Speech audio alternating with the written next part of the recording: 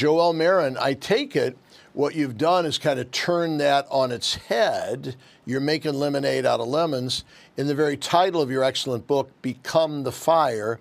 In other words, the very thing that had caused devastation and trepidation in your life, you turn on its head and say, I need the flames of Jesus, the light of Christ. He came to bring a fire to burn away that fear, that trepidation, that anxiety. Am I on to, is that the reason you chose Become the Fire as the title? Yes, yeah, because there's more to it, but you're 100% right. It's how do we turn sometimes our greatest pains, our greatest, most horrible, tragic things that have happened to us to be let the spark inside ignite to become the fire that makes a change, to go out and help other people so that they don't have to go through maybe what we did. In my case, as the flames of despair consumed my family.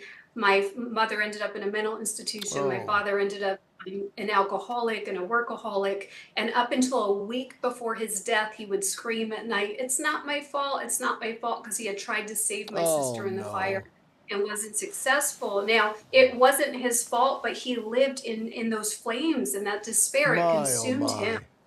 Yeah, and so when he was on his deathbed, I was just like, I was filled with such a holy love for him. We didn't have a great relationship because he didn't know how to love. He hated himself so much. He lost the battle in this life, but I know his soul was saved. He was anointed by a priest, and I was filled with this holy love for him. But all I kept thinking as I stared at his body was, this was a man who didn't get to be who he was called to be.